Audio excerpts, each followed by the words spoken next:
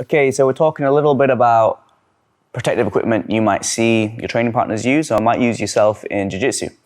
One of the most common things you're going to see is finger tape. So when you first start out in jiu-jitsu, your hands are going to be fairly weak and you may get small finger injuries like some sprains, ligament injuries, and to help that, to keep you training, you can tape up your fingers. So if you see people with usually white tape around their fingers, it's usually because they've got some kind of finger injury that they're trying to look after. Equally, even when you're more experienced, if you are very competitive, you're training for competition, and every grip matters when you're training, you're going to get some finger injuries because holding onto this material and getting ripped off can really hurt the small digits.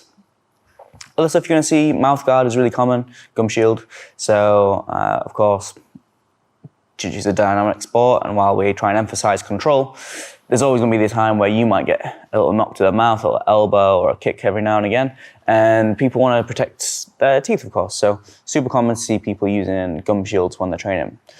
Another thing you might see when it comes to live training is people putting headgear on to protect their ears, so they don't want to get cauliflower ear. Super common thing to see in training.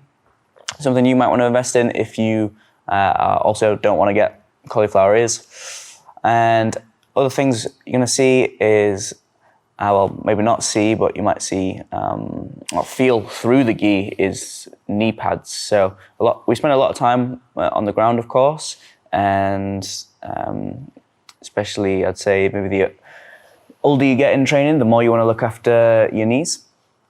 So some people wear knee supports just to look after any longer injuries they've got, or try and prevent those kind of things. Lastly, one that we actually don't allow in the academy is the use of groin boxes, groin guards. So the reason for this is because we use kind of our groin sometimes as a fulcrum for when we're attacking arm bars. And the harder the fulcrum is, the sharper and more intense that potential break is going to be. So you almost have an advantage when you're attacking submissions with a groin box on. And the likelihood of you getting hit in the groin quite hard is much less as you become more experienced. So instead of trying to protect that area through a box, I suggest lower your intensity and manage that with your training partners until you become skilled enough so that you pretty much never get hit in the groin. Okay, so those are some of the equipment you're going to see day to day on the mat, and something that you might think about investing in.